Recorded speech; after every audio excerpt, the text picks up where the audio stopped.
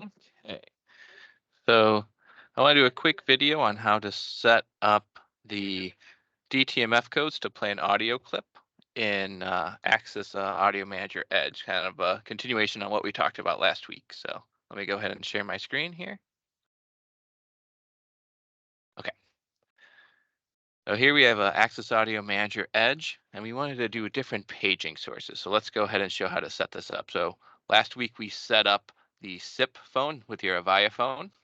What we're going to do is we're going to create a new one, and it's going to be the Vapix media clip is what we're going to be doing here. Okay. One big thing to note is that for this to work, we need to make sure that the media clip is on top for priority. Because what's happening is we're making a phone call to the speaker and then playing a clip. If the clip does not have priority, the phone call is always going to have priority and the clip will not be played. So make sure to put the media clip up here. All right, so once the media clip is made, we're going to have a intermediary device. I set mine to be my leader speaker.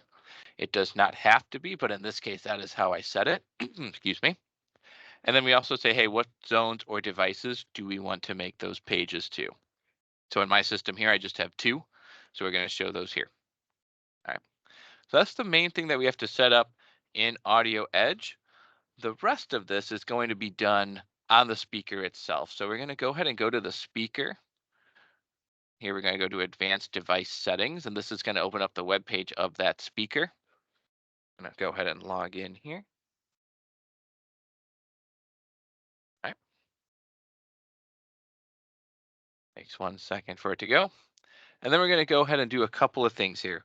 The first thing we're going to do, and I think we might have done this last week, but just to make sure, we're going to go to SIP and set up a DTMF code. So in my case, I set up a sequence of 22 pound to play an audio clip. We can have multiple DTMFs if we want to do different messages or different alerts, where they would just be separate DTMF codes. And we would do that here. And then we're going to create an event. And the event is going to be a rule. And the rule is going to be when that DTMF that we made is triggered to play an audio clip. And we can pick any of those that we have here. How often do we want it to repeat? What volume? And we go ahead and save it here. And so I pre-made that rule here. All right. So the main difference between what we were doing last week versus what we're showing here is this rule and the DTMF is the same. But what we didn't have set up correctly was the audio site and making sure that we had the correct paging source, the media clip, and having that prioritized over the SIP page here. All right.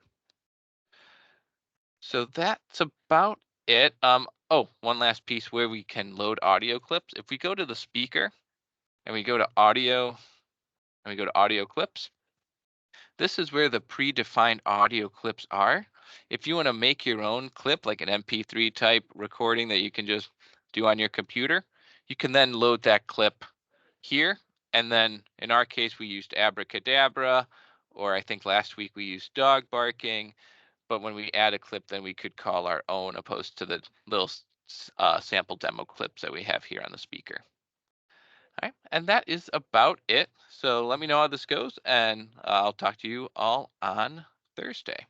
Thank you.